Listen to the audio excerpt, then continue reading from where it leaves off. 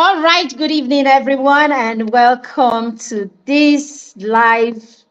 Welcome to the Mastermind Children's Conference 2024 Parents Roundtable session. Okay, if you are here, okay, I see we already have 4 people who are in here already. All right, so please, if you're in the group, just let everyone know that we are live, right? Sorry, my screen should be portrait, should be landscape. I don't know why I have a portrait. I shouldn't. All right. So thank you very much for joining us. Okay. So the Mastermind annual conference is a conference that we have run for the last 3 years. Right. And I have said over and over again, one of the reasons that or some of the reasons rather, that we decided to put this conference together is because we understand that as children are growing, they need each other as children as much as they need us as adults, right? I shared with the children earlier on, and I said to them, think about it. Why do you think that peer pressure is a thing? Peer pressure is a thing usually because all children need is that bold, assertive, probably fun person, friend, okay, that seems to be confident about what it is that they know and the choices that they are making, whether these choices are right or they are wrong. All right. So because of that, they just need that person that stands out, and the person can begin to lead the pack. The person says we go right and everybody's going right. The person says we go left and everybody's going left, because it's easy to follow someone who seems to know the direction that they are going through. So if this is the case, we can also take this and, use it positively by having our children, connect with young children who are already pursuing purpose, young children who are assertive, young children who are being supported by visionary parents, and so are working in the line of, achieving, doing more with their time, being exceptional, and of course, working towards being everything God has created them to be. All right. So if we have this kind of children talking to more children, it means that just like their other peers, they can see this person as confident. They can see this person as, it's a child. They can relate to the person's experiences. Okay. And of course, they can connect because their experiences are tangible. They are relatable, isn't it? And if we can have this, so why not put, the right kind of people in the same room with our children? All right, why don't we connect them to this kind of people, so these ones can influence them also, this one can pressure them, right? And they can now start pressuring even more people. They can pressure their friends and all of that. And I said, until your circle of friends or your tribe are equipped, until the people in your tribe or the children that are your children's friends, and all of that, the people who work with them, the people who connect with them, until they are all equipped, they're all knowledgeable, and they're walking this journey, on the same level, then our children are not safe, because we will teach one thing, they will go back and they'll be influenced by, these other people that can generally be very loud. So we're looking at what we can do as parents, right? How can we position ourselves as parents, right, to be visionary, to look beyond what we see, to dream far, all right, to create visions and to help our children reach this, how can we support our children in a way that our children become advantage, or be way that our children, can say, I got here simply because I had a parent, or I have this parent, or I have my father and my mother who was an advantage to me. All right, to discuss this is a roundtable discussion that we're going to have. So to discuss this, I'm going to be bringing my guests. I have 3 guests, okay? One of them is not here yet. I'm sure she'll be joining us sometime during this stream. Okay, so I have 2 people here, and I'm going to be bringing them on screen right now for us to begin this conversation.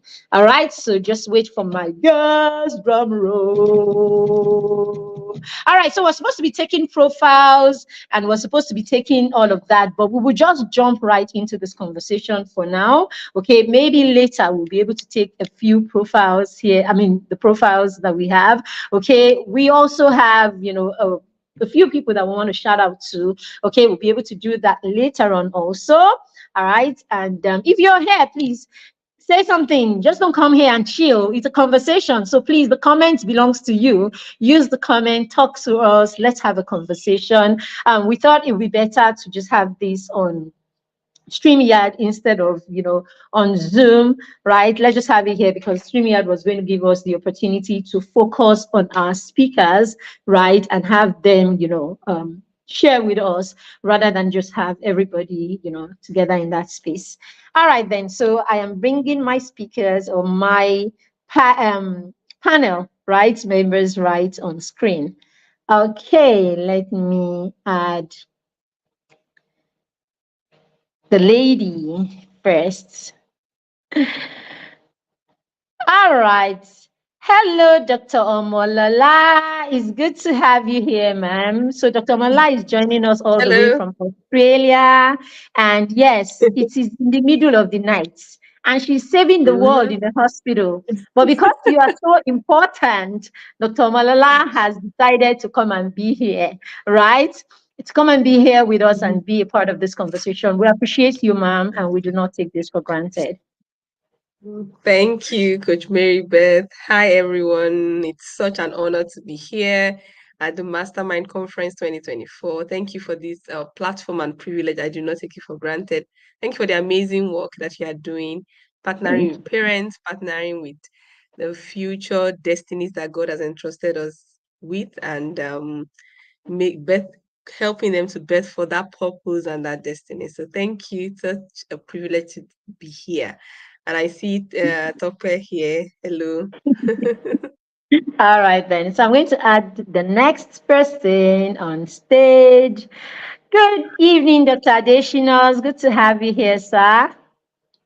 Thank you so much for having me. Thank you so much for all that you do, all that you represent. That is so amazing. Connecting the future now and celebrating that future now is so phenomenal. I just want to say, keep doing this. It's beyond touching the lives of the children. It's shaping the nation in anticipation. And that's awesome. And to the viewers, I just want to say it's good to be here already. Thank you. All right, thank you so much, sir. So Coach Wendy is not here yet. I know she has an engagement out of town. And the last time we were speaking, she was like, I hope in second parents would have finished with me and I'll be able to jump in and all of that. So I'm sure if she has the time, okay, if she's able to get get the time, she will join us at some point. But we'll continue. As we say, the show must continue, isn't it? All right, so we have two amazing people. Dr. Adesina, I actually introduced Dr. Monla first because I know you won't mind. Dr. Adesina is like that. It's like that. He has everything for women, for children, for everybody. Sometimes I wonder if he has ever raised his voice or anything like that. I do when it's necessary. Okay, then. So 1 second, please, and I'll get back here. Okay.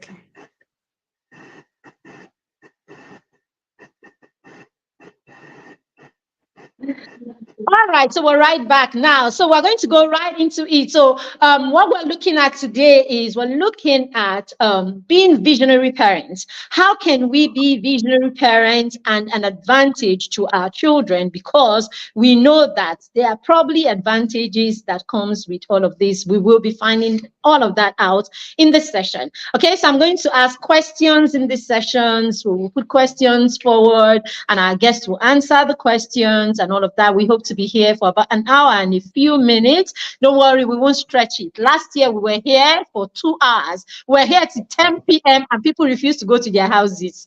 So that is part of why we're doing it on this thing. That's part of why we're doing this on StreamYard and YouTube today, because I didn't want a Zoom session where I withhold people from going back to their life because parents have refused to go home with their questions. All right, so we're just going to go right into it. And the first question I'm going to be asking is, okay, this one is going to go to Dr. Adesina. So, sir, when we say a visionary parent, being a visionary parent? I'm sure a lot of the people here are wondering, how can you as a parent, how can you add the word vision and parents together? So when you add these two words together, what is it? I mean, how does it resonate with you, and how, would you like to share this? Before Dr. Additional starts, let me warn you, if you don't have a pen and a paper, please go and grab one. His insights are always deep, and there are those kind of insights that you catch. So you don't want to miss it. You want to catch it as it is taught. So get your pen and all of that, okay, so that you can catch this insight. So thank you very much, sir. Yeah, I think the word parenting in itself is visionary. There's always the misconception of terms. The original precept or original thought or original meaning of parenting is simply the leadership angle of the family system. And anytime you see leadership, you see vision. So the engineering of a vision into fulfillment is leadership, and parenting is leadership. So you can't separate it. It's just quite unfortunate that the parents we have today are not practicing parenting. Parenting is an act, an expertise of converting the family system as the family system as the smallest denominator of a society. What is parenting? Who is a parent?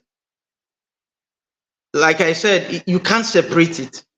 Parenting is the ability of giving a child a clear, compelling future. And you have the responsibility, or you've shouldered the responsibility of ensuring that that child lives to become the fullest of his potential. So parenting is not just giving birth to children and sending them to school. Parenting is setting a clear, compelling future for that child. Parenting is not an expertise in romance. It's more than that. It's the ability of creating a thriving home, an excellent marriage, and a superb family. What is a home? Home is the atmosphere created for a child to thrive. An exciting marriage is the marriage where the mother and the father are role models, worthy of emulation by the children. What is a family? A family is that smallest unit that regulates what a society becomes. You can't do all that without a vision. So you can't separate it. Thank you so much, sir. You can't do all that without a vision. Absolutely. I mean, just see how Doctor has broken this thing down. Who you are as a parent, the home, the marriage, and then the family. Okay. The home is the atmosphere for the child to thrive. So how can a child thrive in a place where there is no vision? How can we thrive without a vision? Absolutely amazing. Thank you so much, sir. All right, so Dr. Ola, let's come to you, right? So let's come to you and let's look at this. So what role does effective community now? Let's jump into how we can now that we know what being a visionary parent is. Now, how can we communicate this to the people? Because you're visionary, you can't do a vision without carrying the people in that vision along, isn't it? So let's look at the role that effective communication plays in fostering that visionary mindset in the family.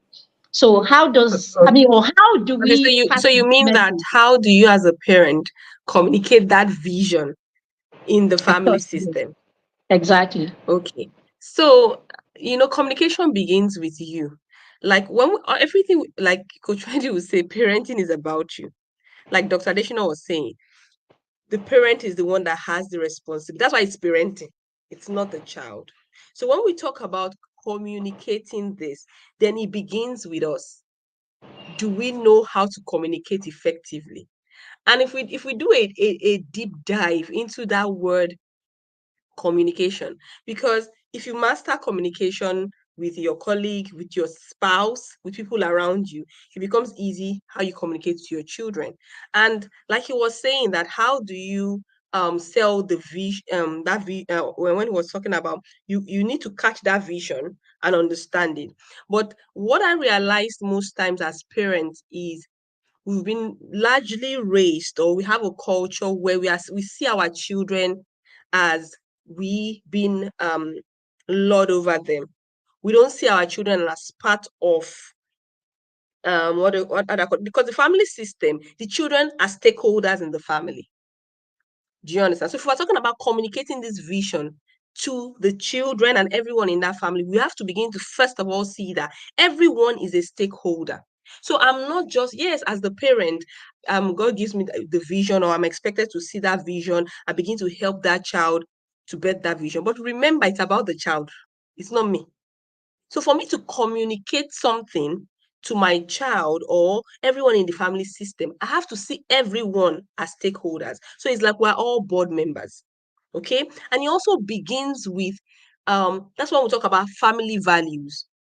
Having family values, seeing each other, seeing so as a family, we have our value, we have our mission, the vision is stemming from that. So if you don't have a primary foundation where all those kinds of things are communicated normally, you can now come to a child and say, sit down. I know this is the vision I have for you. I don't know if you understand what I'm saying. It's just like your spouse. If you're building a marriage, you need to learn how to communicate. You need to learn that we are both stakeholders in this thing. So there's a primary foundation of learning the proper way to communicate. See the other person as a stakeholder.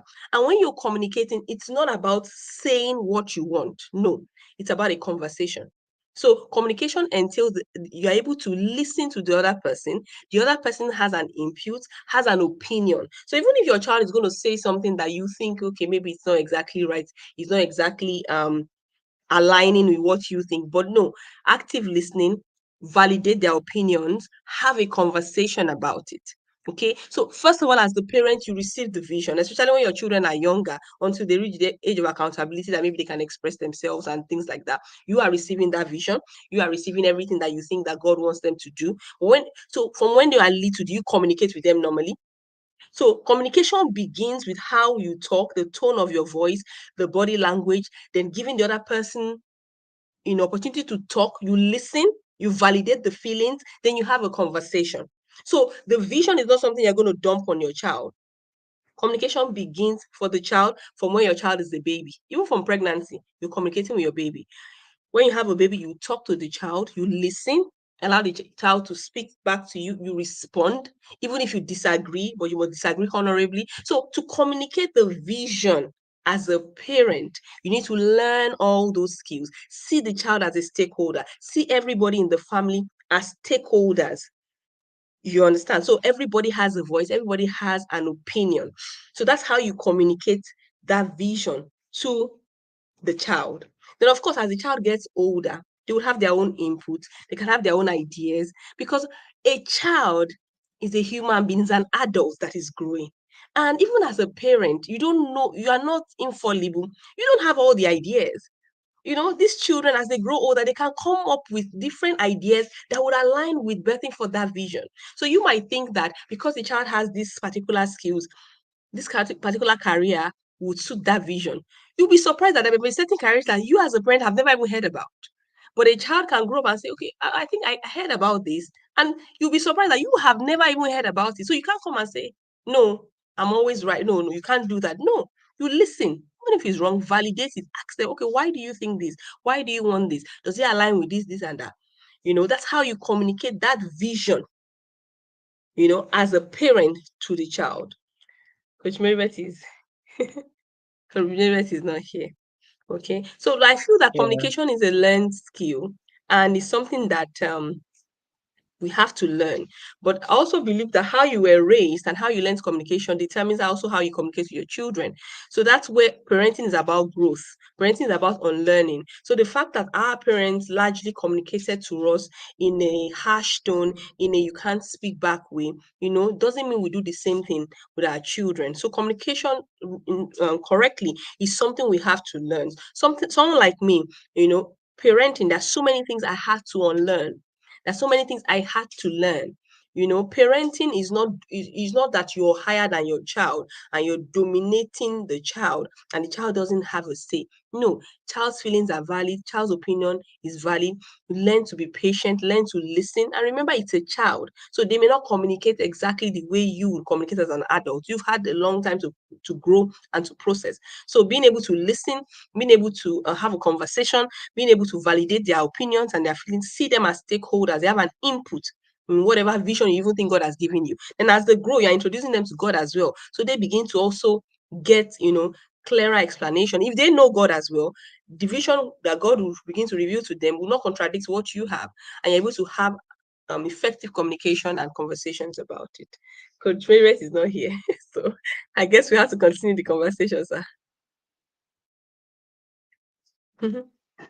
Definitely. Um, for me, still going back to communication, the only way to convey a vision is to communicate.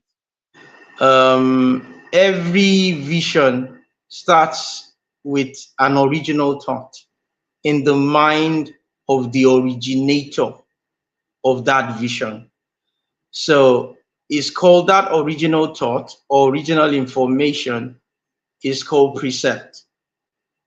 And that resides in the mind of the visioneer. And most of the time, the visioneer is the father. Why? Another name for father is Abba, that means source. So the father becomes the carrier of the vision.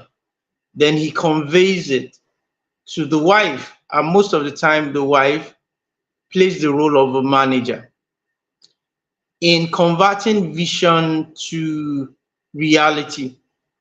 You will have to lead people, then you have to manage things. These things can be programs, activities, projects, platforms, and many other things. Behavioral, those integral expressions of the people sometimes. So in conveying that, you need to communicate it. Your ability to now prepare or package that precept, that original thought that is in you, that vision, that original vision that is burning in your heart. The process of converting it to what family members will hear or receive before they conceive it. Immediately it leaves the mind of the visioneer, becomes a concept. If it's not properly communicated, then there will be a misconception. And if misconception lingers, it becomes misunderstanding. And if misunderstanding is established, then there will be a wrong belief in that vision. Even if they believe, since they are believing in what they don't understand, and that understanding is the product of misconception, then there's communication breakdown. So the ability, like you said the other time, that communication is learned. Communication is actually a skill, and it's one of the greatest skill you can ever have. Your ability to convey the precept and the precept is exactly as the concept. You know, people talk about concept. Precepts predates concept. Precept is in the heart of the visioneer. Many people don't know why God calls David a man after my heart. It's simple. David is a man after God's precept, original thought. There's no misconception. So if it is properly conveyed first to the wife, she can manage rightly. You understand? If is also now conveyed to the child, and like you rightly said, the child shouldn't be looked down on. The child shouldn't be looked as an insignificant part of the family. So every effective communication always have a feedback. If you don't have a feedback, you will not know if that person actually clearly understands what has been conveyed. You understand? So communication now, in the bid to now communicate, you need a language that both parties will understand. Then it will now come to the place where family speak a particular language. In some family, they only speak English. That's the only way that it can be conveyed. And some, their local language, which is best in conveying it. Then every language is a product of a culture. Then the family now has a family culture that will properly establish what is communicated. That's the vision into fulfillment. Mary Beth is back. So I'll have to hand over the bat. Yeah. I think our network Back is to you. frozen. Wow. I Our think it's a network is network issue. So communication is critical when it comes to conveying vision and fulfilling it. So the place of feedback is critical. The place where you're asking your child, what do you think? How do you feel concerning this? Like you also rightly said that a family can also be likened to a company where you have the executive or the directors or the board of directors as the parent, then the children becomes an integral part of the executive members or those that are constituent part or directors of that company. And every company thrives by the communication of vision, actualizing it, getting results. And the ultimate result is transforming their society or their community. The ability to bring solutions to the table that will change the society for the better. The family system or unit is shouldered. That's one of the core purpose of a family system, is to regulate the society.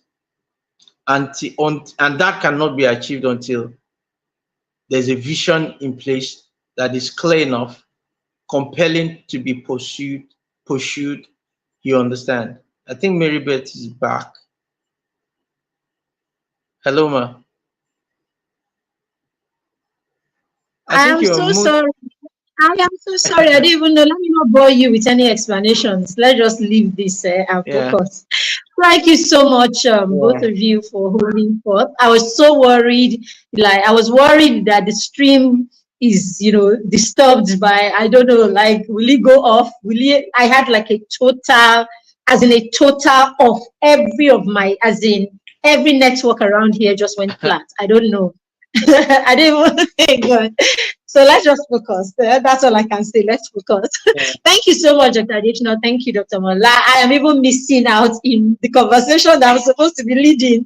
So I can't even say anything because I was not even hearing any of the things. So I'm sure you have covered a lot if I know both of you. I'm sure you've covered a lot already. All right, so let me just go to the next question that I have. All right, now at this point where we have communicated to our children and all of that, now, do you think that there is a need to wear an identity as a family that even when we step out, people recognize that this is who we are, right? Should we bother? I mean, should parenting get to the point where we see ourselves, even in the family, as a formidable force that needs to have an identity that can be reckoned with? So, what do you think? I saw Dr. Additional was talking when I came in. So let me take this to you, Dr. Olala, since I'm sure he just finished saying some things, right? So what do you say, Yeah. ma'am? Okay, when it's in talking about wearing an identity as a family, I do think yes, and that's where I was talking about having your family vision and family mission, because like Dr. Additional was saying that the family system is the smallest minute unit of the society, and I feel that the way God designed family system, God is so complete. God puts a child into a family for a reason. And I believe that every family has an identity, should have an identity, because every family has a purpose that they are supposed to fulfill. So that's why when we talk about family values, family mission, and vision, that is who we represent. And our vision, who we are, determines the kind of identity that we portray. So it's very, very important, because the vision, when we talk about the vision is not in isolation. Dr. Shina was talking about what are the programs, what are the platforms, what are the schedules, what are the things that are using to better that vision. All these things would represent the kind of identity that we portray, who we are. It's just like, we always even joke that when you see someone else, I can tell this person is Igbo, or I can tell this person is from even this particular state. Some of them, maybe the way they talk, the way they do, there's some things that they do that automatically you can identify them. Even in the Christian faith, there are people that when you see them, there's an identity that I'm not talking about a physical appearance, what they are wearing, but there's an identity that they have that sometimes you're able to tell that this person belongs to this particular church. What do you see? If you notice some churches or people that are under a particular spiritual parent, you can see there's an identity that is replicated. When Dr. Adeshina was talking about the father being the head, and I would always say identity, fathers give identity. So who you are is automatically, will I say, imprinted, ideally should be, in your children. So as a family unit, because we have a purpose as a family, so there's an identity that we need to wear that should align with that vision. There's some things that are contrary to that vision. So it's contrary to the identity that should represent that vision. So that's why when we talk about our family values, represents who we are, the identity that we carry. So people should be able to see you outside and be able to know that this kind of identity is what from this kind of identity is what you have, and this is what you represent. It should be very clear, because even in this world system or the secular system, you can, even professionals, there's some people that you will look at them and you can say, this person is a lawyer, this person is a doctor. You can tell because there's an identity, that there are things that, that are peculiar, or that people in that profession identify with. So I believe that as a family, we should have an identity that aligns with the vision, and we should also have certain identities that are contrary to that vision, and should not be something that is seen, because you can't be having this vision and have this identity. Yes, that's what I believe. I think the Tacticianers Network today is a wonderful day. I think I'm muted, Coach Marybeth. Sorry. All right. So deep. I mean, we should have an identity that when our children step, they should know that this one has to be from somewhere. You know how it is that your children go out, whether it's to school or anywhere else, and people start to ask them who are your parents, or you show up. Maybe, I mean, your children, you show up somewhere and you are like, and this person, you're like, this is this person's child, and they're like, oh, okay, I should have known that, because there's something about your child that just points to you being the parent. All right. And I think that's one thing that every one of us as parents should, we should actually gone for raising children whose identity can be tied to us, right? Raising children who do not necessarily have to be living under our shadow or anything like that, but simply there's something about them that aligns, that anybody who sees can identify that, okay, this person is a shoot from this stuff or something like that. Dr. Malad, you think like But in I must Australia? say that no, it's Did not. you It's a sensor. It's a sensor. It's a sensor. So if nobody's hear? moving, the light will go off because Okay. it's a sensor light. So because I'm far away from it, if it's not sensing any movement, it's going to be tripping off. I think Yeah. that's what's happening. That's what's happening. So by this point, I must say that when we talk about identity, it's not. When we're growing up, we say, "I know the child of who you are." When you get there, you don't make noise. You sit down. That's not what. And because some children have a different persona, they take on a particular Right. persona, and that's not Certainly. their real identity. So in talking about the identity, the children must be able to be their true self. So identity doesn't mean all the children, when they go anywhere, they are quiet, they don't talk. Meanwhile, normally one is naturally and a sanguine or an extrovert, one is an introvert. So in talking about the identity is not getting the children to embrace a persona that is not their true self. They go outside portraying to be quiet, but deep down is because they have been suppressed, or because you've told them when you get there, don't talk, you behave like be a good Mm, child. No, no, no, no. Not the good child persona. That's a persona because that's not their true self. So you can have two children, and one is an extrovert, talks and very outgoing. One is an introvert. mm-hmm. But when you look deep down at both of them, at the core value they represent, you will see the same. It's just like when you look at some You men see of the God, that same. this person is a spiritual parent to this person, or this person is a mentor Mm, to this person. But if you look at their personalities, they are different. This person is outspoken and an extrovert. This person is an introvert, doesn't talk so much. But when it comes to the core identity of value and what they represent, you can still see the same identity, even though the expression of that personality or that identity may be different.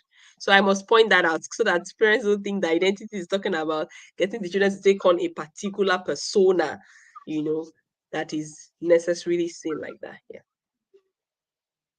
all right. I think Dr. Additional is experiencing some network challenges like I did. This network, Sha knows how to come in and make a mess of it, but they know it's not working today.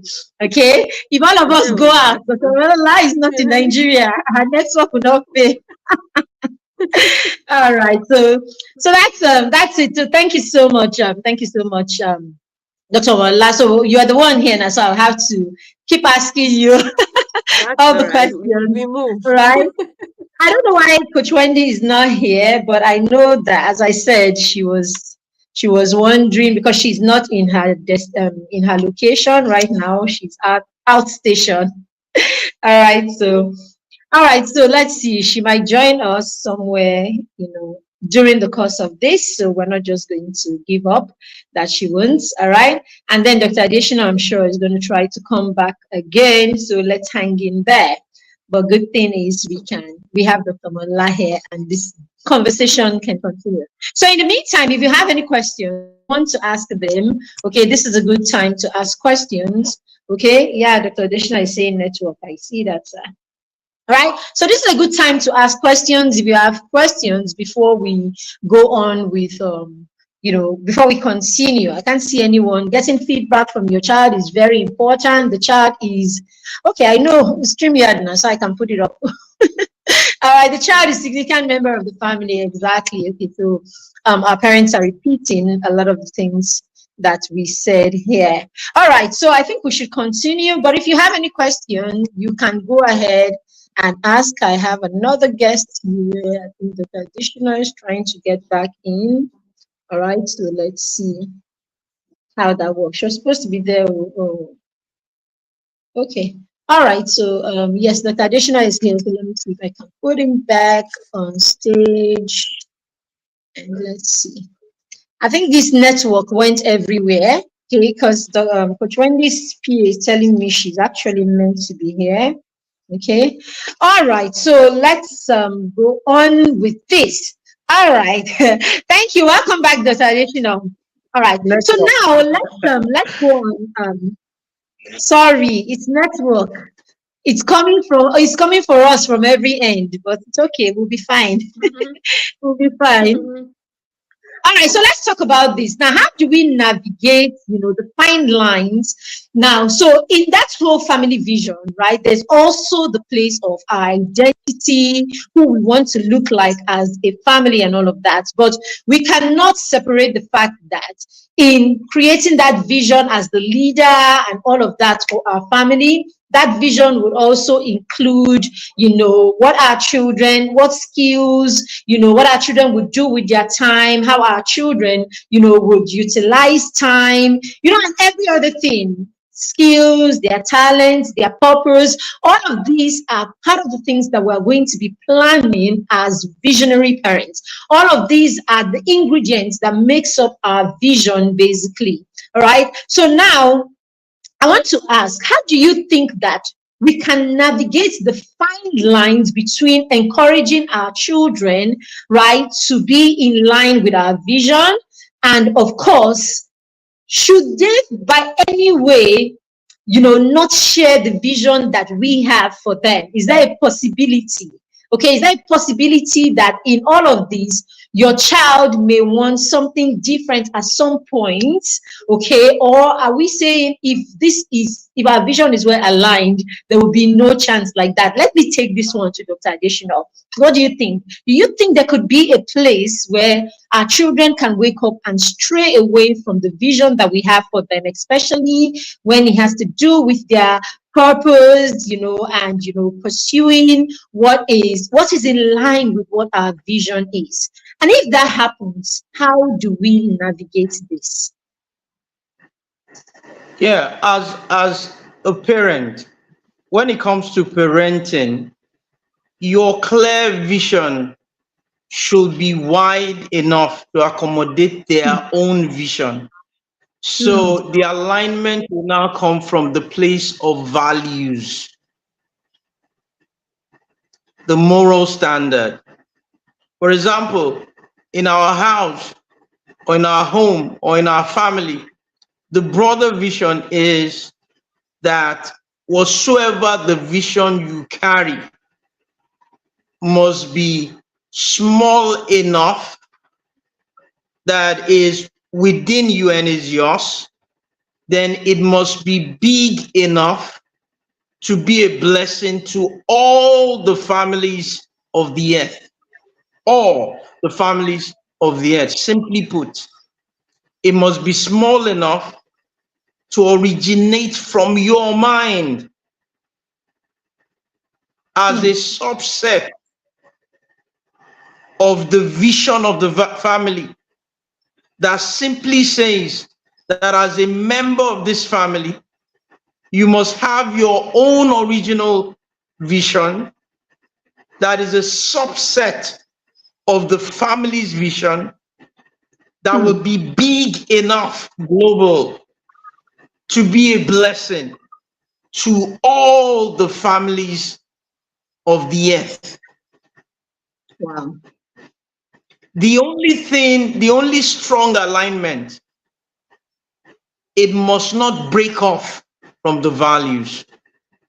The bigger vision that parenting must set must be big enough to accommodate the uniqueness of their own vision. It shouldn't cage them. So when I said that the responsibility of parents is to create a home, a thriving atmosphere where every child with their differences, their diversities must thrive. It must thrive. So we create an environment in our home where we see children evolving and becoming. Every child is multi-gifted. Why? Because we have created that vision that is big enough. So what we do is identify their God-given talent, their hobbies. So what we do is we quickly convert hobbies to skill, because in the transformation or engineering of vision into reality, I said something that parenting, or anytime you see the engineering of a vision to reality, then somebody must be leading people, somebody must be managing things. And I said the way it is structured, it is the responsibility of the father to lead the people. In this text, leadership is the ability to provide hope in the midst of a challenge, or in the estate of the present, and giving hope that the future, that vision that is so exciting, that looks so overwhelming, that looks so big, like you must have something that will be a blessing to all the families of the earth. You should be able to give hope and also lay the pathway to achieving that. Then the responsibility of the mother is to manage the things within that will make that happen. What are these things? They could be projects, products that the family will create. It could be how they will go through learning or schooling. What is the required learning? What is the required certification? Like I said, when we identify your hobbies or your skill or your God-given raw,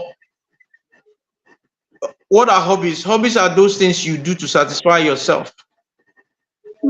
We quickly convert it to skills. Skills are those things that you do that solves the problems of others, bringing satisfaction to them. And most of the time it comes in a channel of transaction. Somebody pays for it. Then we now go ahead to convert those skills to global certification. That means he loves acting, he loves gaming.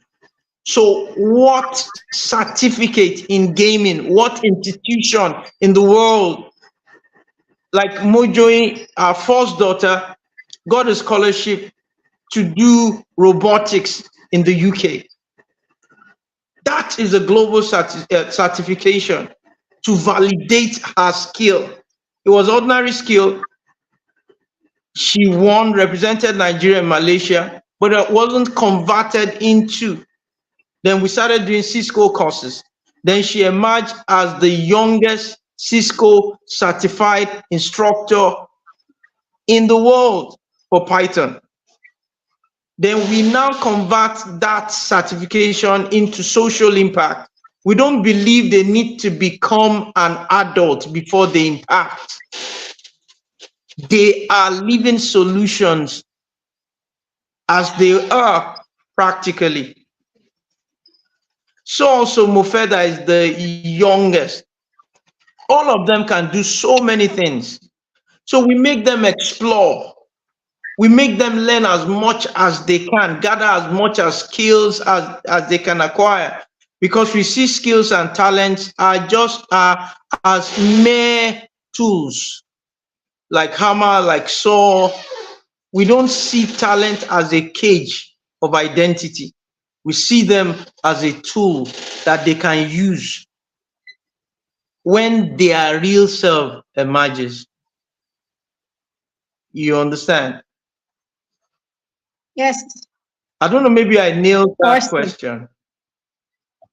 You nailed Did I? you nailed it, sir. You nailed it. You gave it a dimension that, we were not thinking at all. Dr. Walola, right? Yeah. Very So true. that's the And I thing. liked how you Yeah, took it line by line, precept by precept, giving it tangibility of expression. Yeah. exactly. So that's the Yeah. thing with Take the that's the hobby or thing the with talent, convert it organizational. to skill, convert it to a global certification, then social impact, which, I mean, that's the Exactly. goal. So Because so you social so you Yeah. impact see how doesn't it stop like is. Exactly. So you see how it is, it's the whole visionary thing. It takes being visionary for you to mm, have these steps that become the process basically. So mm, as a family, there should be some roadmap because basically that's what Dr. Additional has just given us. He has given us a roadmap. So it doesn't mean that each of the children or the children are all going to do the same thing. Whatever it is that is your expression, or whatever it is that is what you're able to build or what you have, it's going to pass through this process anyway. So we will give you, and I like the way he said this the other time, let the vision you have as a family be big enough to accommodate the child's, so do you understand? So your vision is so mm. big that somewhere within that vision, the child will find themselves right there. So there are no conflicts. I think in retrospect, what he's saying is, in our family, we would not restrict you, provided it is within our vision or what do you call it now? Is that our vision or our Our value value, system. basically? Our value Yes. So system. provided it is within Yeah, our our value values, system. exactly. So provided it's within our value system, then there will be room to accommodate you. Profound. So now that we're talking about values and value system, okay, let me come back to you, Dr. Wanala. Now, how do we, this sounds like a simple question, but maybe because I work with parents and I work with parents who, I work with a lot of parents who are already on their intentional journey by virtue of working with young children. I also work with parents that you can call novice in this, in this whole trying to think of parents as something different from just having children. We have children, we send them to school, and then they cannot teach you about parents, Jare, you do what you do, and all of that. So I work with, I have this kind of children from homes where it's do you kind of thing, so at what point do you think, or do you think any family can function without like their values, like having values that are tangible that you can hold, basically, in case we have parents who do not even understand what it means to put your values together, because we talk about these things a lot as if we all have it. We've come to the point where we talk about values as if every family really knows what their values are. Because the truth is, there are a lot of families that say values, values, our values, our values. But if you ask their child, what are those values? The children do not even know what the parents are talking about. Mm. In fact, the parents themselves do not even know what they're talking about. So let's assume that there is that parent here that is still in that space of is value. How do you say it? How do you do it? Let's advise that kind of parent. At what point do you bring this? At what point do you bring the children in? At what point does it become a thing in your family and a part of this vision we're talking about? Okay. Ideally, the value system should have even been built before the children even come. But unfortunately, maybe most of us started our intentional parenting journey when we already became parents.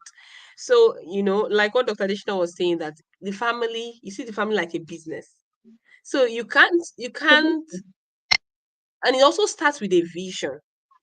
If you have a business, you don't just wake up and say, okay, I'm going to start a business without having like a vision for that business, without having the values that I want my business to represent. Because if I don't have that value, when I bring people on board, what what would guide what that business represents and that means anything goes. So sometimes I feel that when we talk about this value system thing, parents don't really understand the why of parenting. the why of the family system. So that's why even if you don't know anything about value system and you sit down to listen to what value system represents and the reasons, it's so easy for you to be like, oh, I think I need this. So most parents, and I also think most parents don't want accountability. They just want to say, I want to do me anyhow. Because you know that when you create the value system, you are also held accountable to that value system. So if you say in this house we don't lie, so you can't be telling your children, go and tell go and tell the person at the door that mommy is not at home. Because your children will say, but mommy, we don't lie in this house. So when it comes to the value system, they are just things that we need to create a system that would help us achieve our vision. Simply put, it's not so you need it because they're like guiding principles. So even if you have a vision that you are leading your children on, what are the things that would guide them? You know, the organization was saying that your vision should be big enough to accommodate your child's vision. So what it's trying to say is that there can be different expressions of the same vision. So what would now be the boundary or the guideline? It's the values. So if you don't have the values, how do you measure? Because we can't just parent anyhow. You know, our processes must be measurable, the journey must be measurable. So the things that help us to keep check at every point in time are the values. Like what you were saying that time, is it possible for a child, and the question of the additional answered, to derail from the vision? I think yes, it is. Number one, depending on when you started your intentional journey. So if you're someone that you just kept even the whole vision thing, you didn't start parenting like that, you now have teenagers, it's going to be more difficult to now start talking about vision to them. So, but the easiest way to get on that journey will be the value. So once you establish the value, it's easy. So that's why even as a child is growing, children are children. They can get to points in their life where they want to test things. So even as a parent, when a parent come and say, "Oh, I know my child can never do that," you can't say that as a parent because children are exploratory. But what keeps them in check will be the values. When your child comes with something, mommy, I want to do this because you don't need to stress yourself. You bring the child back to the value system. Does it align with the values? So the values are things that would help to be like that will keep the child within the boundaries of what is safe and keeps them in the vision. So that is what the values are. So that's why it's very, very important because you can shape the value. You may not necessarily be able to shape the acts because you're not there with your children all the time. And children are children. They can be exposed to things, they can want to explore, they can want to try, but the value system will keep them in check. So if you don't have the value system, so what is the check? What is the boundaries within which different expressions can still align to the same vision? It's the values. So that's why values are very important. And also to hold you accountable as a parent, because you are not infallible as a parent. So what helps you to hold you accountable, even in helping your children on their journey, whatever you are trying to establish for them, whatever you're trying to create with them, you are also checking as a parent, is it aligning with the core values that we have? So anything you're doing is going to be within the boundaries of those values that help in achieving the vision. Welcome back, sir. Welcome back, sir. Thank you so much for that, Dr. Omolala. Awesome. Your children may derail at some point. What do you have on ground to bring everybody back to the same, point? And this is where the values are. The values will be that GPS that when your children go astray, when they forget where they are going, the GPS will help them reroute and come back to the foundation. I mean, that is so profound. All right, so thank you so much for that, Dr. Man. All right, Dr. Additional, let me come back to you. Well done, sir. Yeah. Okay. Thank you, ma. So let's look at, sir. Yeah, I'm here. Did you say? Okay, I thought you said Can you hear something. me? So now that we know, okay, I was going to ask how can we, okay, maybe I should actually go ahead and ask, right? Now, how do we now I don't think we should ask that question, because you already said the vision is big enough and the children may go, but within that vision they will stay and all of that. So there's no need to say, how do we strike a balance between what they want and what we want? So there's no need for that. So now, can you share with us the additional, some practical, resources, strategies, support system that are available for parents who want to actually embrace being visionary, and all of that? Where do they start from? Because we have some parents here that even what we're saying here is new to them. All right. So where do you start? Like, you have, for instance, 10-year-olds, you have 5-year-olds, 15. Where do you start to begin to build that family with a vision? It's like starting a business when you are 60 or something like that. How do you begin? Or is there a time that is too late? Yeah. The smartest way to start is to expose them to reading. Hmm. The smartest way to start is to expose them to reading. When you read, the focus is literacy. And literacy doesn't necessarily mean English. Literacy is the ability to understand, no matter the language type. So what reading does, reading is the tool to understanding. There can never be an understanding of anything without the learning of a particular language. And you cannot be outstanding in anything without understanding. So exposing them to reading increases their capacity to learn fast, to understand fast, and to apply what they've understood. If we go to the crux or the foundation or the precept of a family, the good book, I think in Proverbs 24, 3-4, talks about the building of a family, that it's a product of 3 fundamental things. First, wisdom. A family is built by wisdom, and through understanding it is established. Then through knowledge it is furnished. So reading brings to the table understanding, the skill of understanding. And you can start from anywhere, from research. You can even start from reading to your unborn babies in the womb. If they lack the capacity to understand, how can you pass the vision that they will understand? So understanding is critical in every aspect of the family system, from the leadership part where we talk about the parents. So reading is the first place to start. And as the more they read, you increase their capacity to understand. Our children before the age of 12, so far you're born in this family, before 12, you've read 5,000 books. It's systematic. It's systematic. We don't have TV in our house. Though they can access Netflix to selected movies. They can access prime time to selected movies.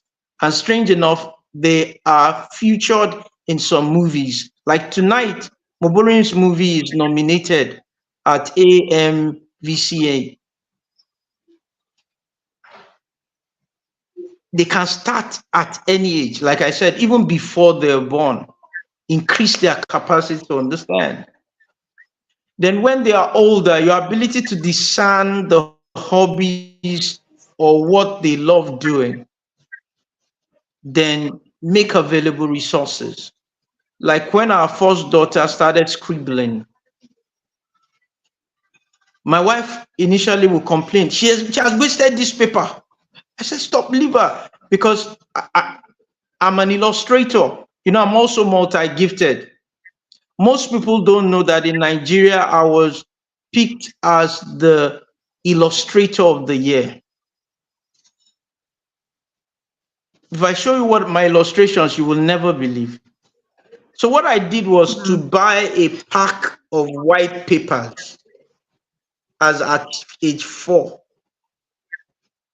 White, you know, those big white papers is always available for them to scribble. Don't scribble on the wall.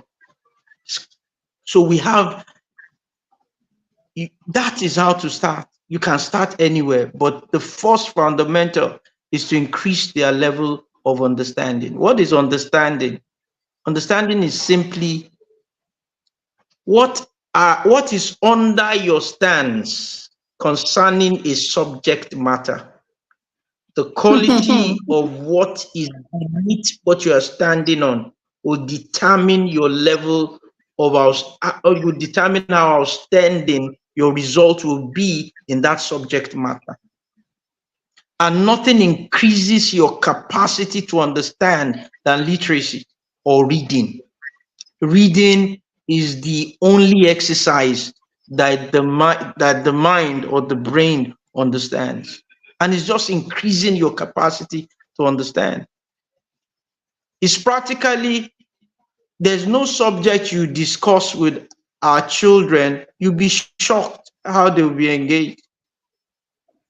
This Saturday, Mojoin will be anchoring your views for children's, you know, your views, TVC, your views, the popular your views. After you understand, so just increase their capacity to understand, and the secret is reading. We had so much books in our house that we have books in the kitchen. We've given out for free over 12,000 books to rural communities, and before we give out those books, our children will need to read it so that we can destroy the ones that are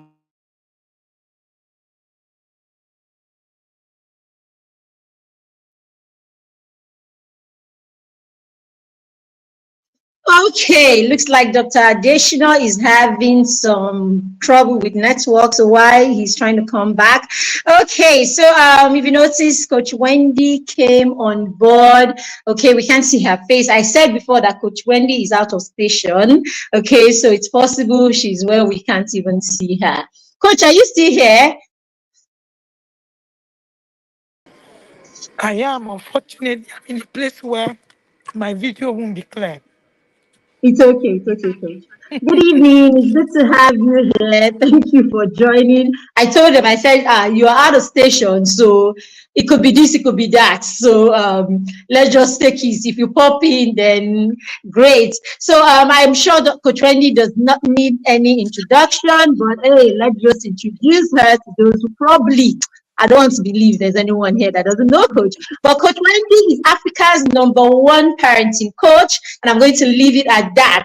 Okay, so because we have just a few minutes to go, I want to implore you, when you're done with this class, just go online, go to Google. There's only one Wendy Ologe. So just go type Wendy Ologe, and then you get it. You will get it. You will understand. All right, Coach, it's so nice to have you here. Welcome. All right.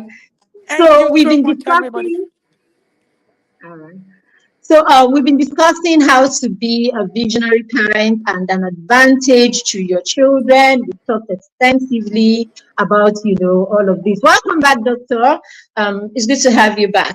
All right. So we've talked extensively. Okay. We have just a few questions, right, to round this session. I promise that this year I'm not going to keep anyone beyond 1.5 hours. Last year we're here for over 2. Dr. Adeshina, you can remember, right? So this year we won't do that. So thank you so much, Dr. Adeshina.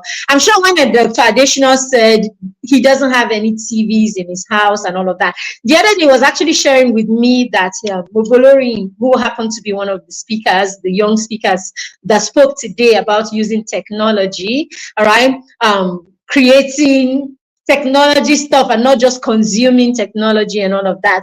All right. So he was telling me that, oh, he's going to be at the awards today. And I'm like, oh, what station is it? So that I can watch it and all that. And he's like, I'm not very sure. We actually don't have TVs in our home. So like, I don't even know when they are showing the thing where the child showed up. So he just showed up, did his part, and then walked away. He has no business with chasing that all around the place and watching TV and all of that. All right. So this, this may be huge for some of us to, take in. All right. But it just goes to buttress the fact that, as Coach Wendy will always say, what your children need to navigate is not on that television screen. It's not there.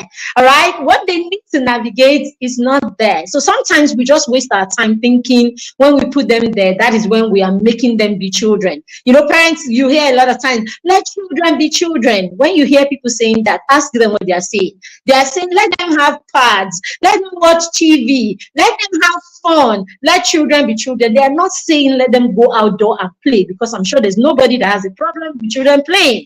It's always let them have these gadgets and be like other children. So thank you so much. And it was so profound all you said about reading. It blew my mind. Like, reading, if you want to understand anything in this world, just turn to reading. All right. So Coach, I'm sure you have an idea. We're talking visionary parents and all of that. So I'm going to come to you now. Let's hear your voice. Let's hear your voice. So we're talking about resources that we can share, right, with parents who probably do not even know where to begin with when it comes to positioning themselves to be an advantage to their children, whether it's in the area of their children being skilled, or it's in the area of their children pursuing whatever interest that they have. We talked about how if your child is doing something that is different from what you want, how can you, as being a visionary parent, how can you bring that child back into, back into the fold? Okay, how do you navigate this? So for parents who do not know how to go about, being visionary and positioning themselves to be an advantage to their children, Coach, what would you advise this kind of parents? How do they start? Right? How do they start this journey? How do you position yourself that your children will look 10 years from now and say, because this person was my mother or is my mother, that's the only way that I could have come to us back. So good evening, everybody. Again, I apologize. It is not in my character not to be live with my picture, but I'm stuck. I actually do not have an option right now. In fact, I'm still in a place, in a function as I speak to you. But I thought that I needed to be live here. I was speaking to parents today. One of the things I said to them was, when it comes to parenting, you are the most important factor, not even your child. So a lot of people want to focus on the children. Well, now you're hearing how the child needs to read, how the child needs to do this one. The first thing that comes to mind is, these children. In fact, let me just go home. They will just do this, they will do that. But it's beyond that. It's actually about you first. You want to take this in and begin to ask yourself, how do I change what it is that I'm doing currently to be able to help my children do things better? I listened a bit to Doctor talk about his journey, with his children and all of that. And I've said this countless times to everybody who cared to listen to me, that the skills your children will need to survive in the 21st century is not on the screen. But a lot of people say, no, our children are learning phonetics on the screen. Oh, they are learning many things. What are you saying? You're not right. Your children are just consuming the screen. So creativity will come from the place of you positioning yourself as a parent to actually help your children be able to create and get them in the space of reflection. Now, how do you get them in that space? It is about being alone. It is about being able to think through their process. It's about playing. It's about doing things with themselves. So, we want to cure boredom. Meanwhile, most of the times, it's not boredom that your children actually need, that boredom to be able to create. They need to be able to think in it. So the first thing that you want to do, like I want to leave with you, I say to every parent is you need to go on a journey of acquisition of knowledge and skills. For me, that's the most important part of you because you are the biggest, you know, um, determining factor to what it is that happens to your child. I was teaching today and I was talking about the environment affecting, you being an advantage. And then I said to them, you are your child's first environment. And everybody was looking at me. So you are your child's first environment. The question is, what is the content of that environment called you? If the content is not right, your children will not be able to actually use that content effectively. Or sometimes it might actually even become negative instead of being positive. So the question I leave you today is, will your children see you as an advantage to them or a disadvantage? And I ask you one question. If you were the one that raised Mark Zuckerberg, would he have been the founder of Meta today? I don't need you to answer. I need you to think about it because you are a determining factor to what it is that happens to your child. Thank you very much again. And thank you so much, Mary Beth, for the opportunity. All right, thank you so much, Coach, for that insightful for those insightful words. My network was even throwing me in and out, so I wasn't even following at some point. So sorry about this. The network has been blissful throughout this conference until this evening. I don't know what it is, but until this evening, everything has been so beautiful. All right, so thank you so much. Thank you so much, Coach. So we are about to round off. We have just a few minutes to go. Okay, we're going to leave room for parents to ask questions. So I'm just going to go straight and ask for the last question before we take questions. And that last question is going to be now. As parents, right, how do we measure, right? Is there a place for this? How do we measure, you know, the success of our parenting journey? How do we measure the success of that whole, the traditional said you need to see your family as a business, liken it to a business. You have to build that vision, see yourself, okay, as the head of the family. It is because you were created to create vision for your family. So at what point how do you measure? I'll ask each person this. Okay, let's hear a different perspective. How do you measure whether your journey has been successful or whether, somehow this vision has been passed down, right, to every member of your household, right? Basically, how do we measure this? Thank you. Let me start with you, Dr. Mulala. Okay, thank you, Coach Marybeth. Okay, in measuring, I think I will take it from this perspective. It depends on where you're starting your journey from. So, for example, if you're starting your intentional journey, vision, values, all those things from maybe before you had kids or your kids were very little, the picture may be different from when you started when your children are maybe 10 or teenagers. Okay, for someone like me, I didn't start my intentional journey from early with my first child. I started in a few years. So for example, with my first child and my second child, you know, I had my second child, I was already on an intentional journey. So of course the picture may be different. So for me, one of the greatest ways I measure my journey is to measure my process. So I always say that my biggest success usually is in the process and not just the result. The results are fine, are very good, but it's just like when we say measure progress, not just success. So for as much as okay, you want your child to maybe score A's in maths and very successful, but if a child is starting from 30 over 100 and a child moves to 50 over 100, that is progress, but the child has not yet achieved 100 or 90. That is success.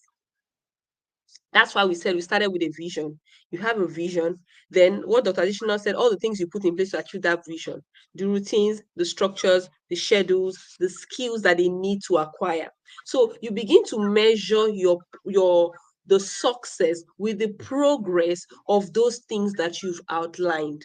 But in doing that, you have to be realistic, depending on when you're starting your journey, depending on the challenges that your children have. So, what success looks like for every parent, for every child, will be different. We have children who are 10, but developmentally they are 5.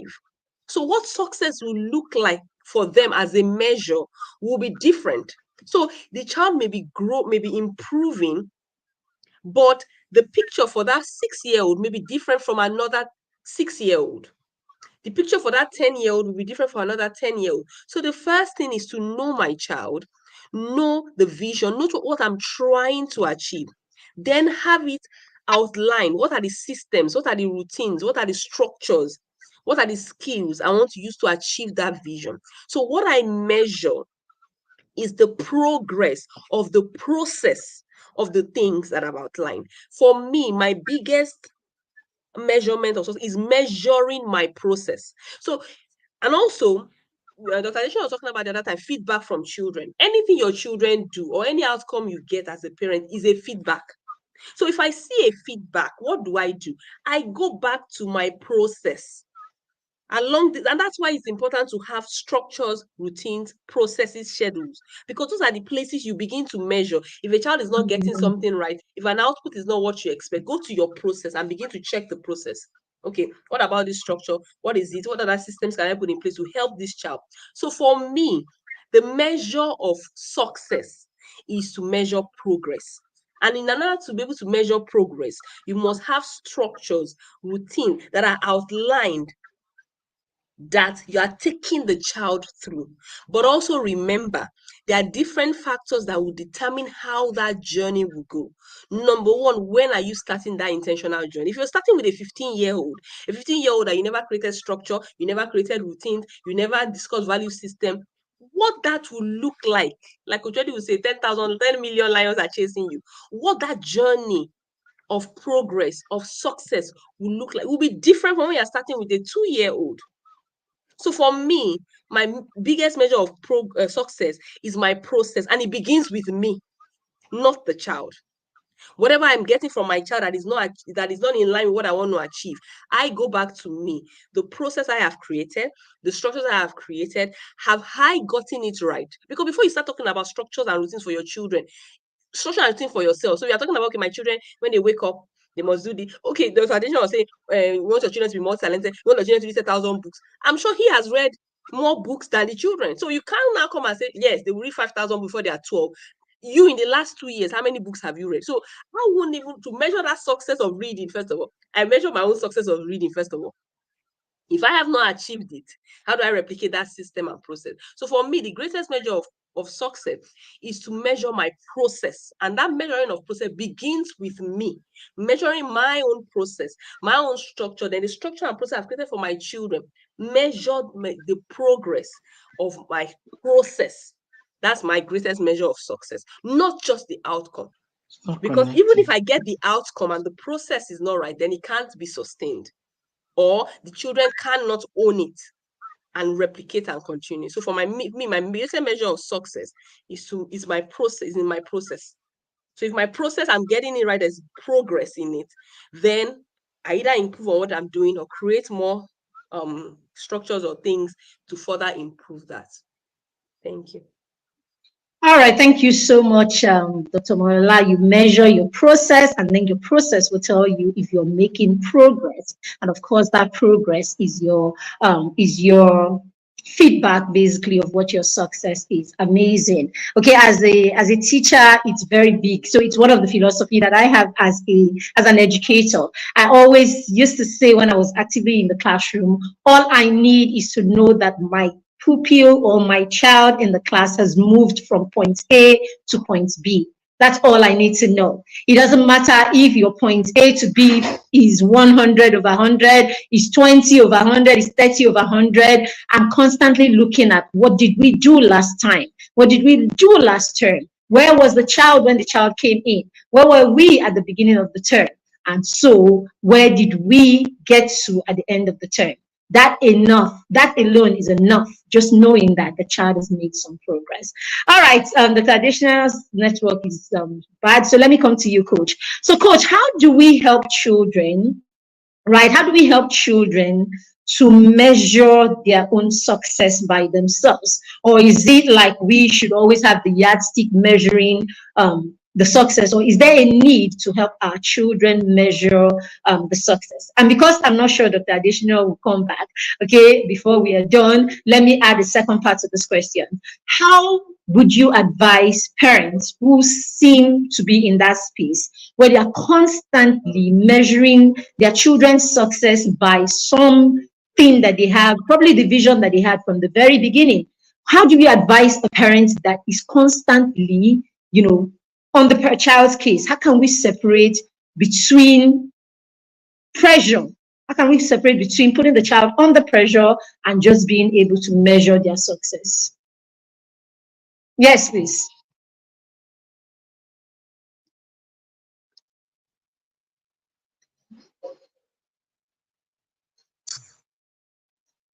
Is Coach Wendy there?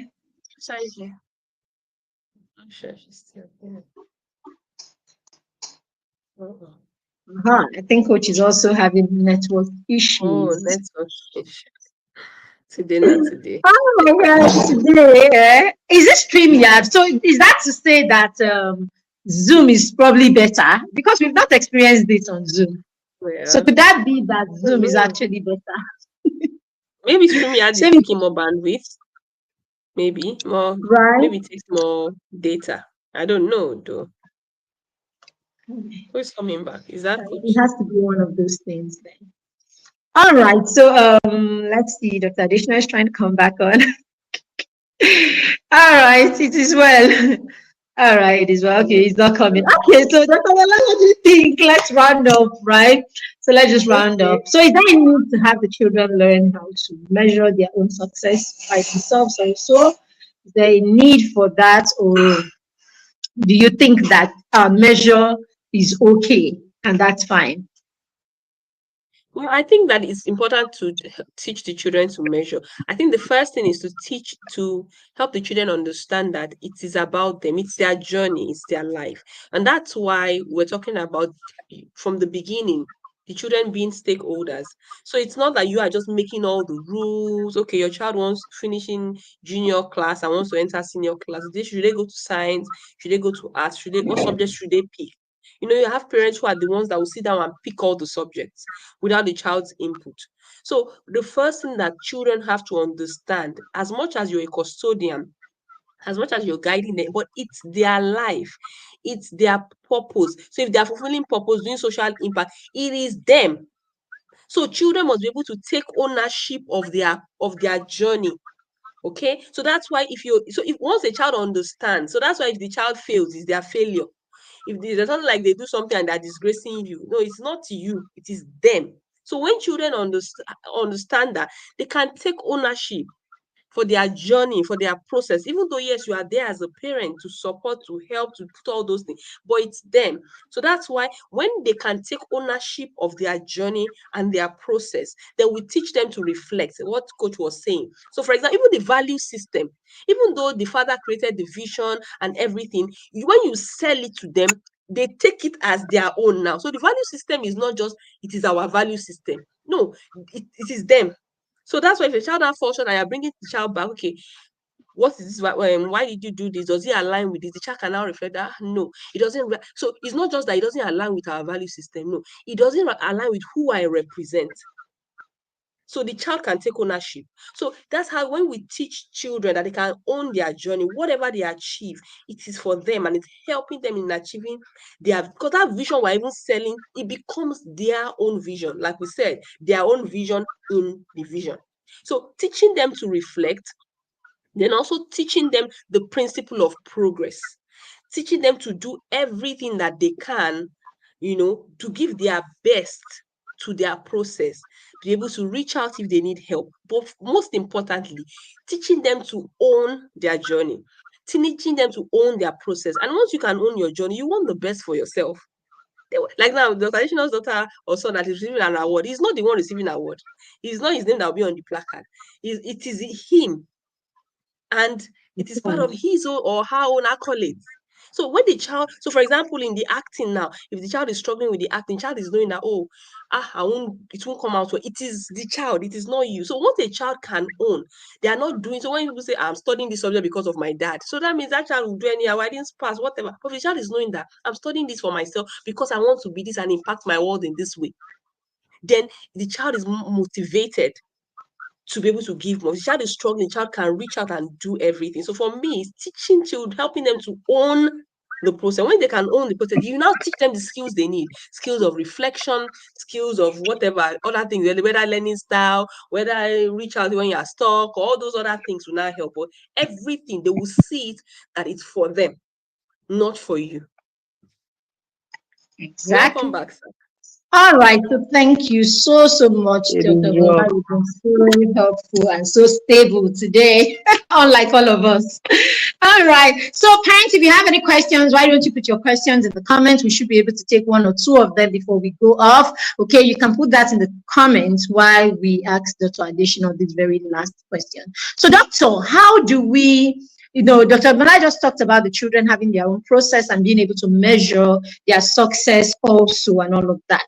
Now, how do we make sure as parents that all of this vision that we have and all that we have put before our children is not us putting pressure on the children?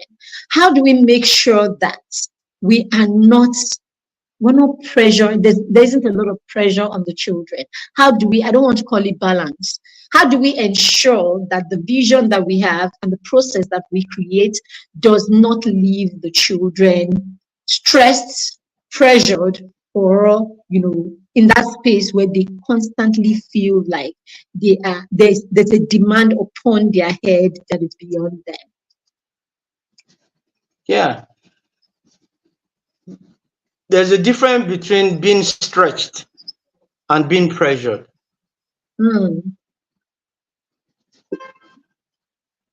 How can you make that happen?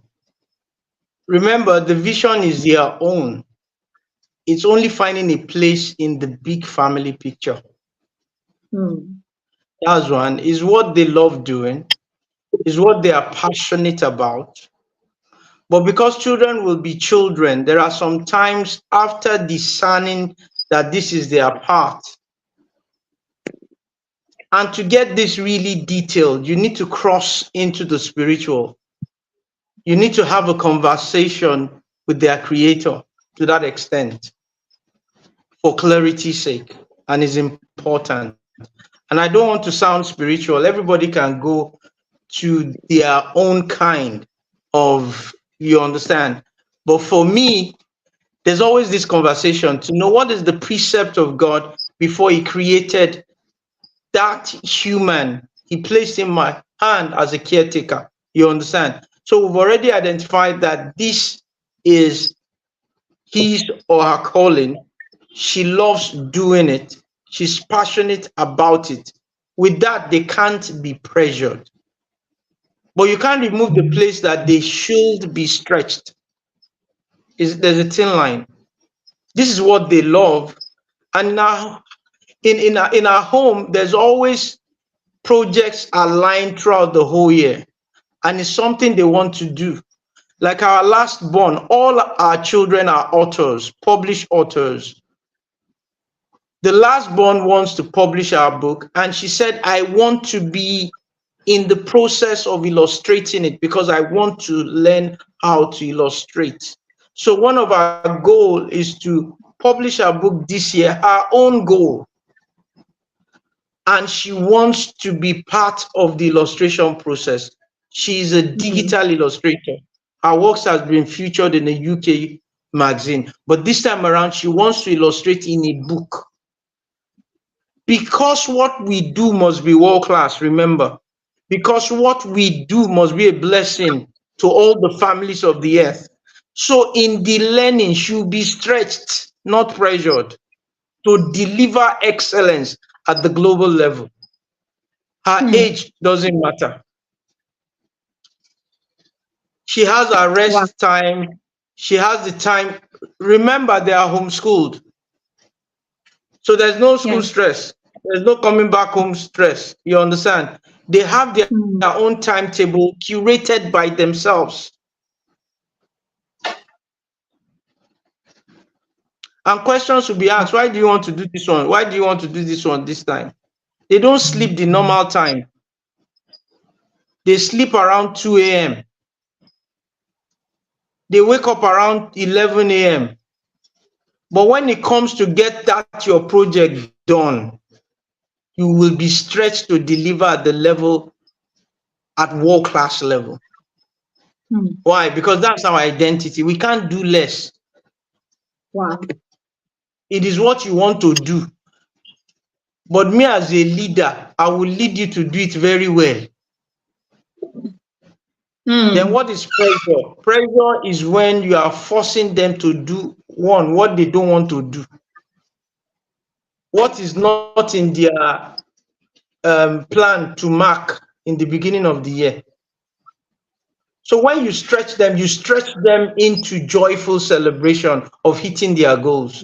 When you pressure them to meet your own goal without their consent. But when you stretch them, it can be likened to sports. Oh, sorry to cut you, sir. It can be likened to sports, a coach. You know how the coach will stretch the players. But the players love to play. They don't see it as pressure. Except that player did not want to be a soccer player and they pressured him to. But as a soccer player, he loves soccer, he enjoys it. The coach will stretch them. He won't take lapses. He won't take excuses. He won't take anything. I think that's what doctor is trying to say, that I'm their coach. I'm going to stretch them. I'm not going to take excuses. I'm not going to allow lapses. But what happens when the team wins? The player wins soccer of the year. He's all happy and everything. But also, the coach also meets his own goal. So it's a win. Everybody wins. Awesome. And I think, you know something, I think there's a huge, even for me, that's a huge thing that this perspective has just done to me right now. Because I like how Dr. put it. It's you're stressing them when it's not a goal that they set for themselves. Right? It becomes stress when it's not, it just comes from nowhere. I've come and I've flipped it on you. But we sat down and we looked at the beginning of the year, and it's so profound because it's coming at a time where the mastermind partners and I are going to be having one-on-one, and this is the principle I'm just going to use. So whatever goal you set, we live here. You know the way they say in Nigerian parents, we die. No, we are not dying. We live here on that goal. So it simply means I'm not going to teach you or tell you what goals to set. You set it. But as far as you've set those goals, we live here and I will hound you every weekend, every week, every day until you achieve it, because it's like football. Just likening it to sports just makes it so clear. Because every sports person wants to go for gold. So yes, when you're stretching them, they can even cry at the point they are being stretched, but they will come back to training the next day. Right? They come back to training because the end of it is their victory. And nobody can take it away from there. I think it's a way to put this across to our children, right? I think it's actually a way to put it up, to our children, because those of them who are sports people, they don't joke. And yet, we're the ones as parents, when it comes to real goals and the things that these children should do, we're the ones that soft pedal after a while. Just let them, children be children. And as I said, that children be children simply means give them TV and give them whatever tops and let them eat anything that they want to eat. That's where it ends. Eat anyhow, eat junk, or watch all kinds of nonsense. So consume our mindset about let children be children is let them consume anything. Let them consume nonsense. Whether it's through their ears or their eyes or their mouth, let them just take in rubbish. So profound. Jesus, this is a session. All right, so Tokwe asked the question. Let's take Tokwe's question before we run. It's only one question, thank God. We will not even ask for more. So Tokwe is asking, is it wrong? I wanted Dr. Additional to answer this one too, right? All right, so she's asking, is it wrong? Is it a wrong thing to actually taper your child into a legacy that runs within your family with the vision of expansion and innovation into the family legacy? All right, so is it a good thing, Dr. Mala, what do you think? Is it a good thing to, If I get the point picture of what them she's saying, towards maybe for something that is example, family legacy? okay, Let's Dr. say your Additional is family are all coming back. doctors. Okay, Daddy is okay, go here. So on. let's do this one with the traditional. I think he Okay, will let hit Dr. this one Additional first. answer. The traditional, so we have this on the screen. Someone is asking, is it a wrong thing to actually taper your children into legacy that runs within your family? We have a legacy in this family, probably as lawyers or doctors or whatever, whatever it is, okay? And then you want the child, you want to point the child towards that because you have a family legacy and someone has to carry on after you and all of that, for innovation, family legacy, or whatever. Do you think it's right? Because this one is really very crucial. I don't believe, yeah, I don't believe in it. I don't believe in it. And I must say this Okay. clearly. If there is a legacy, there can also be another one that can be greater than the one you celebrate. So you are short-sighted, very short-sighted, if you think that is the greatest legacy.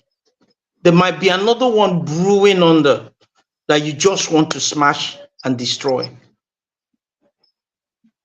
You understand? So I don't believe in that principle at all.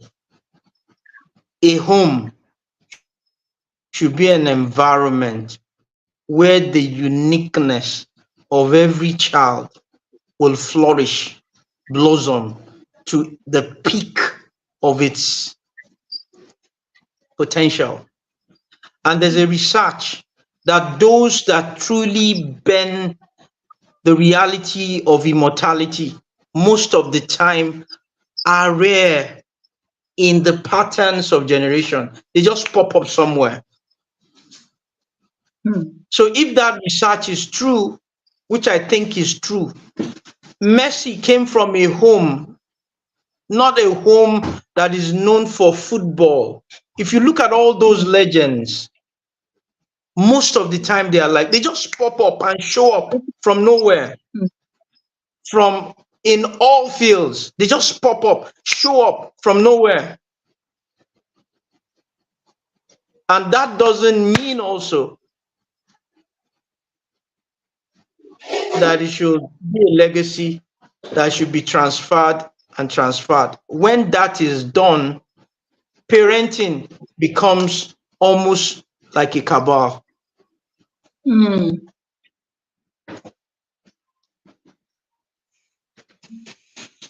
Wow. So be open-minded. Yeah, I love what Alright. Doctor said, and I also have a perspective on that. Yeah. Go ahead, sir. Except Go there ahead, is a sir. Go ahead, sir. superior intelligence that has informed you that the lineage should be built in that direction. But on very rare occasion, those rare genius, incredible, phenomenal individuals just pop up different from the lineage. They come like a rising star and they disappear. And most of the time, no family lineage will match up to what they have delivered. Amazing. Dr. Mala, you wanted to add something? Yes, I can relate to what this subject is, because if you come from a family, for example, you're a doctor, you have built a hospital, then you now see parents are feeling like, I need a child to continue my legacy. But the mistake they are making is like what doctor was saying, that if your family's vision is to impact the society and solve problems, there are different expressions to that vision.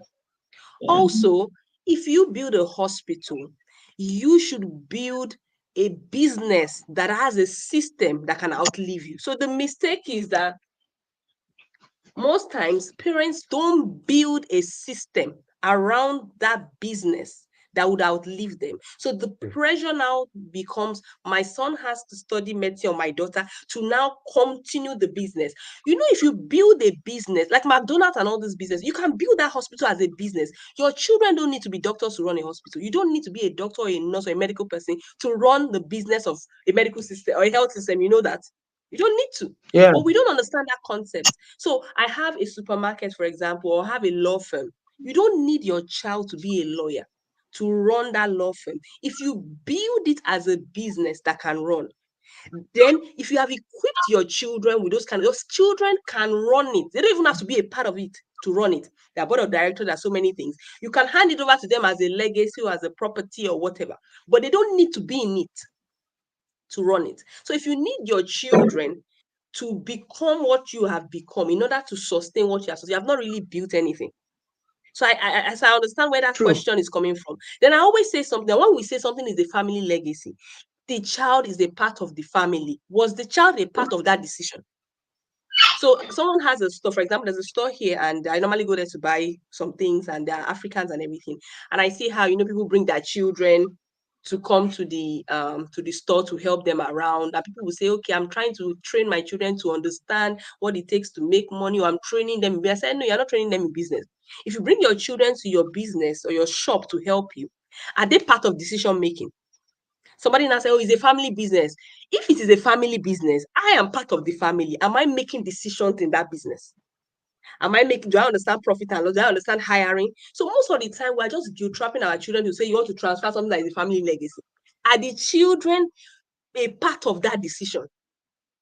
Do you find out whether they wanted to study that course? Do I want to be a doctor? Am I passionate about it? So if you say that it is a family thing, if I am part of the family, then my opinion, my desires, what I want should matter. But most of the time, it is all yours. You now want to force it on the child and say it is a family thing. If it's a family thing, I am a part of the family. And my opinion counts. And what I want counts. What I desire counts. My own vision counts. Instead of guilt trapping me to continue your own vision as a family vision. I hope it helps. All right, everyone. Thank you so much. Okay, I want to wear that whole, I said we will not get up to 2 hours this year and I achieved it. So we're going to go now so that we will not cross up to 10 o'clock and so thank you so much. I don't know how to thank both of you, and of course Coach Wendy, I don't know how to thank you enough. This has I look forward to this part of the conference every year because I know that it will leave parents with what they will carry for years. People have not recovered from last year. I know this, like I know my name. A lot of people have tweaked their systems and have done so many things in their home based on last year's conference, on this roundtable. So if you're here for the first time, you should make requests in the group for last year's conference. I don't even know whether it's free or there's a small token on it. I don't know. But you should watch last year's conference, the roundtable. And it's the same way everybody needs to watch this roundtable also, because it will leave you with a whole full dossier that you can actually use to plan or upgrade your parenting plan or your parenting launch plan. Very, very key. I feel really blessed to have. Yes. I have a the panel wants to ask the panel. I'm serious. And I want the traditional to talk about, and I believe everyone would learn. When you talked about the books for your children, I want him to give a practical process to that. For example, okay, you said 12,000 books. Do you have particular books per year? Do you have traditional? Can you see how Dr. Mola wants to take my dream away? My dream of this 10 o'clock thing. She wants to take it away. No, I think finished. We're almost done now. Maybe we should do that. I like question for 5 minutes. Maybe we should do that off the. No, I believe people will learn. Okay, it's simple. Quality of resources. Did you access the library? Did you buy the books? Did you buy used books? What kind of books did you focus on? Just because I believe in tangible. There are books. I can hear you. Can you hear me? Yeah, like Yeah. I said, there are books everywhere. We actually run a platform called Readland for Children, where we take children through special reading. Can you hear me? Yes, sir. Can you Yes, hear yes, me? Yeah, yes, where we sir. take children through special reading programs. You understand? So there are books that needs to be read every throughout the week, every Saturday, and there's always a presentation. But because they read fast, the more you read faster. And the faster you read, the more you understand. And there's always this presentation that needs to be done. So on the Readland platform, we invite people, mentors from all over the world. We've invited US Consulate General to read to children, and we broadcast it to their learning centers. We have learning centers spread across Nigeria, even in Sierra Leone, in Ghana. You understand? And the basic thing is for them to read. We each time we open that center, there's a bookshelf where books are stored. You understand? It's just the extension of what our children does. There's a book to read every week. There's a presentation to do after reading the book, from spiritual books to normal story books, you understand, to specialized books. Reading is always progressive. So you can now have a plan to say, okay, I want to read maybe 4 books every month. You understand? So it will be planned. So after reading the book, there'll be a presentation. Sometimes you can say they can draw. Sometimes you can say dance. You understand? There's always a reading project. And sometimes the reading can lead to community projects. You understand? You must engage them with every book so that reading will be an experience. It's not just reading. We call it special reading programs. You understand? And if you say, okay, you want your children to be reading 5 books, so you divide the month into 5, then ensure that they read it, and they also do presentation to test their understanding of what they have read. Then put it to practice. Hope I'm making sense. Yeah. What if it's a younger child? If you have like a toddler, do you get a child to just draw what he It or is she a toddler. You read to the child. You read to the child. gives to the child? Okay. You understand? Reading is so powerful that you can read to a baby in the womb. The research says that when they come out, they don't struggle to read. They love reading book at the instant. Some find it easy to pronounce long vocabulary words. We Okay. need to Thank end Thank you. I this. you. just wanted you to share it We here need so to end everyone will this. learn. Yes, yes, yes. And So that's, thank and you know the multiply, you know how it multiplies. By the time you do 4 books in a week, I'm sorry, in a month, before you know it, in a year, you've actually done 40 to 50 books. In a year, you're almost at 40, 50 books. So by the time you do that 50 books, I mean, you come to the number Dr. Additional is talking about. You do 50 books. By the time you are 10, you've already done, that's, do you understand? You've already done, a number like 5,000 and thereabout. It's just like a lot of times we don't even keep record. There's something profound that I found that in this conference. All the kids, I listen to the children during the presentation, and if you hear the kind of heavy vocabulary coming out of their mouths, as in every one of them, the 11-year-old, the 13-year-old, I have just, as in, I paid attention, like real strong vocabulary, and these children are readers. Like the words, the choice of words. I have a 13-year-old, an 11-year-old, a 14-year-old, and the language is as strong as what you and I have just used in this meeting. It is, as in, it is something else.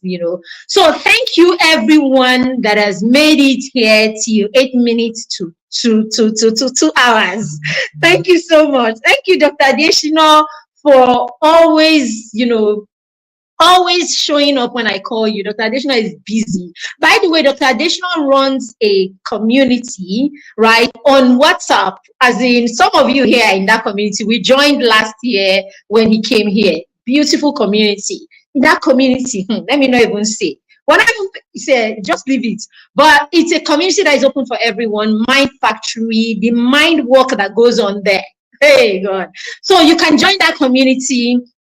All you need to do in the group is tell me you want it, and I will put it there. Just send me a message from the group or drop a message there, and I will send you. Dr. Malala also works with parents and children with special needs. Okay, Dr. Mola, please send us your handle so that I can drop it there. You can follow her on Instagram, on Facebook, and all of that. Dr. Additional is on Instagram or Facebook, but there's nothing going on there. Come to Mind Factory. You understand what I'm talking about. Okay, right? Right, okay? Yes, Mind Factory is on fire. Okay, is there too. All right, so thank you very much, everyone. You should all come to Mind Factory. Amazing place to be. And then, Coach Wendy, what can I even say now? What can I say? What can I say? Inaseku parents, are you here? All right, so Inaseku parents, see them now. They are the ones that are here to the end. My mastermind is full of Inaseku. See, when you see them, these are my mastermind parents. So you see them, you know they're a breed. Do you understand? So thank you very much, everyone, okay, for being here. Thank you, Dr. Mola. Thank you, Dr. Additional. I celebrate you guys, both of you. I love you, Dr. Mola. I cannot even tell you enough. Dr. Mola is always there, silently, verbally, vocally, everywhere, every course, everything. I mean, she knows so much, and you're wondering, why is she not sitting there in one place? Dr. Mola is that person that believes that knowledge can be learned from anywhere and everybody and all of that. She doesn't ever stop learning.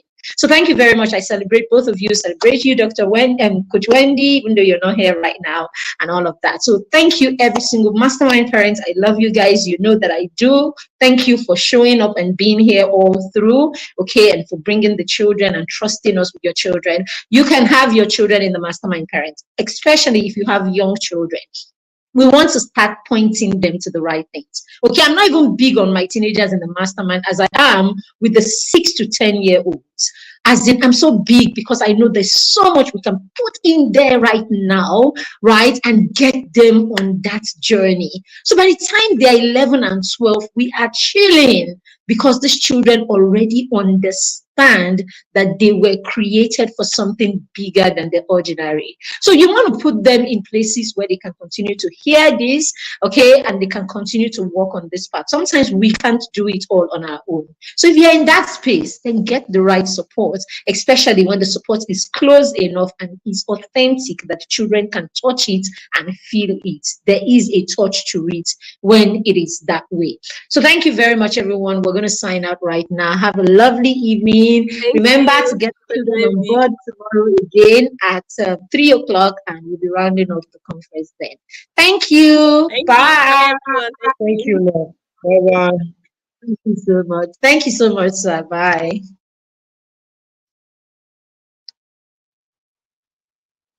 All right, so this is it. It's been an amazing session. So this class usually is the one that we don't leave out, okay? So you are privileged to be here, and before you know it, it's going to go out of the system. So you are privileged to be here. So go catch the replay. Make your notes from this class.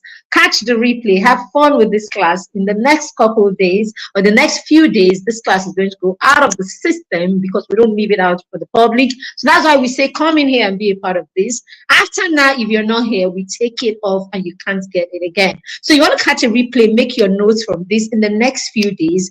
Okay, if you have friends that should be here, that should take part in this class or get learning from this session, invite them to join the group and let them grab what they need to grab, okay, from this session. All right, catch all of your replays because this is going to be off soon. If you've not joined our YouTube channel, please, it's a good time. Why don't you join our YouTube, subscribe to our YouTube channel, right, so that you can access all the wonderful resources that we have there. Okay, just go ahead and subscribe and hit the notification button so that you get notifications when we come live. We have conferences for over 4 years. You can access all of these things. So I tell you what I do from time to time when I am at a point I'm not very sure, okay, or I want to go back and refresh my mind on certain things. I go online and I go back to some of the sessions that I have had or people that I know have had, and I just look up, that period, that area, what I'm struggling with at that time, and I go up and I look at a session, get perspective and all of that. If I tell you how many times I've gone to last year roundtable session, because I'm big on my children, purpose, their talents, their skills, and all of that. So I go back to that session over and over again. So that's what you want to do with a channel like ours. So subscribe and be a part of the community. Thank you very much. Have a fantastic evening. The parenting he discussed is less than he's discussed here. It's so powerful how he's doing it. All right. So thank you very much. Bye, everyone. Really?